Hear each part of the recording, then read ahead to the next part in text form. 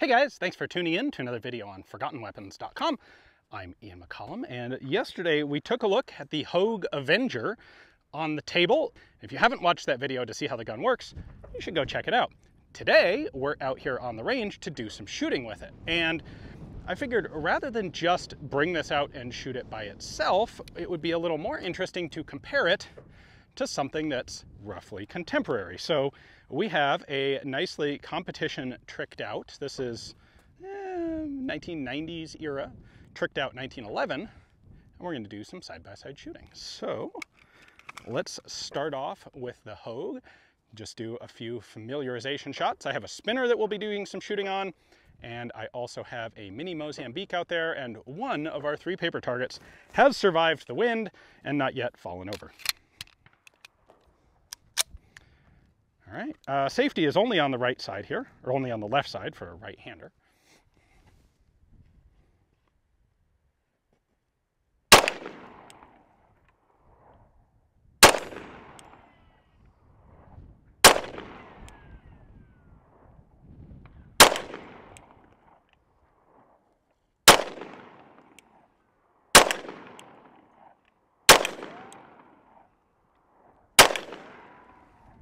All right, I bounced a case off my knuckle. This actually ejects a little bit lower than the 1911 does. Recoil impulse, frankly, does not feel particularly light. We'll see with the 1911 in a moment, but that feels like you're not getting a lot of recoil reduction out of the system. How flat is it? I don't know. We'll come back to that in a minute. Next up, 1911 on the same target. And this does have an ambi safety.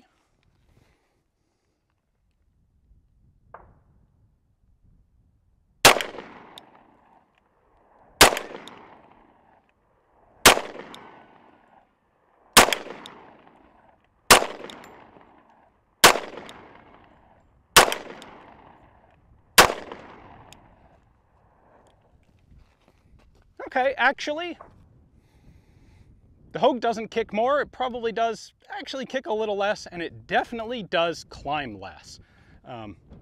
It's been a minute since I had a 1911 out of the range, and these actually, these climb a decent bit compared to the pistols that I'm used to shooting.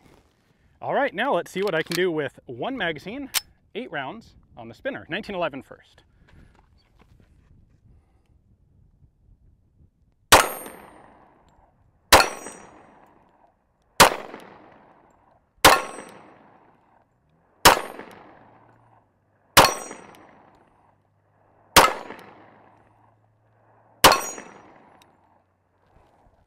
That's close. Can I do it with 8 rounds in the Avenger? All right, here we go.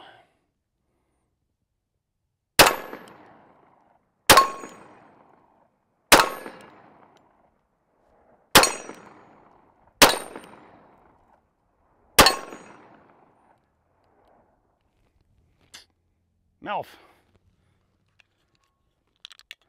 So that's not quite. Shall we give it one more try? Reload the mag? All right, take 2 with the Avenger. I wonder if the different feed angle involved between the original design and the Avenger upper, this may actually be an unsolvable problem, or maybe a consistent problem that we'll run into, but we'll find out here. Also, 2 things to point out. First off, it does eject lower than the 1911, and it is, in fact, consistently bouncing cases off my back thumb. Now, if I was right-handed, that probably wouldn't be an issue. Typical. The other thing that's funny is, if you look at the back of this, you can see you've got these 2 lugs for grabbing and cocking the slide, which are really important because the top strap doesn't move. I'm so used to not having these wings sticking out in pistols that I'm shooting that I see them out of the corner of my eye while I'm looking at the sights after recoil, and I think, oh, I've got a stovepipe round, it's malfunctioned, I'd better, oh wait, no, that was just the little cocking handle.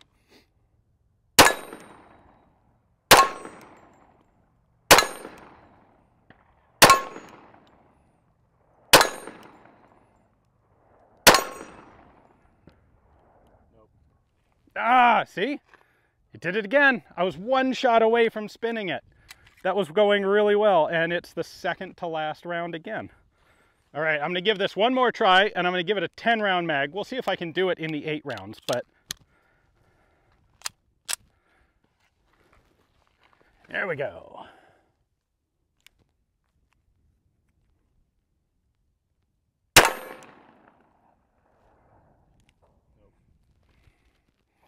All right, so here we see the problem with 10-round, well, it fixed itself when I popped the magazine out, but we may be getting a clue, as they say, as to why this didn't stay in significant production.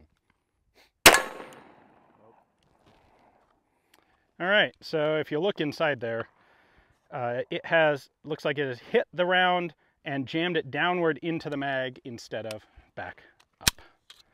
So this is a Chip McCormick Power Mag. The kind gentleman who loaned me the gun loaned it to me with that magazine, but I think we're done using it for today. I really want to get this stupid spinner over. I'm going to try a different one of my 8-round Wilson mags. All right, one other question here that I know is going to come up is the top rail. So the sights don't move when the pistol cycles. It's just this internal slide, kind of like the Alien. The Alien's not the first pistol to do that. It's just the best pistol to do that. But this really isn't helping me in a practical way, because while this doesn't jump as much as the 1911 does, it still does climb, and maybe it's just me, I'm not a good enough shooter to be keeping a sight picture the whole time. So I'm bringing this back down out of recoil and reacquiring the sights. And by the time I'm doing that, the slide would have closed anyway. So on the Alien, because it's a much lighter shooting gun, because it's in 9mm instead of 45, the non-movement of the sights has a definite benefit. On this, a little bit less so. Now, this is also set up from the shop here, from the factory, with a set of screws so that you can attach an optic to it. And not having the optic cycle would be a really nice benefit, especially at the time this was being made 20 years ago, when the optics were not nearly as robust as they are today. You see early competition guns where you have frame-mounted optics. They'll screw a mount down here and have it come dogleg up over the top of the slide, because most of the optics at the time weren't small enough and couldn't survive the impact and recoil of being mounted on a moving slide. So this had a definite benefit for optics. And for some really good shooters, that's going to be, they'll have a benefit with the irons, just not me so much. Come on, let's do it.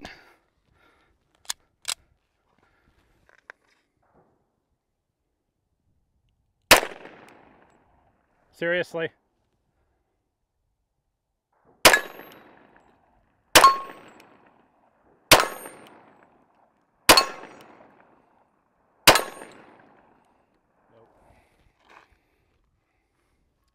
$20, that's the second to last round in the magazine. Second to last round in the magazine. Well, you can say it's technically reliable in that it reliably mouths on the second to last round of every magazine. This is completely true. Yeah. Should we give it, I'm going to give it one last try. I think I have one more 8-round mag here that we haven't tried yet.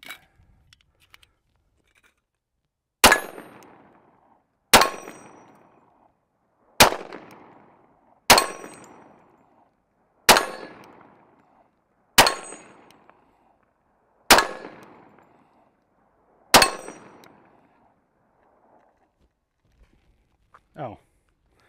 Well, it wasn't a malfunction. I just ran out of ammo before I was able to spin it.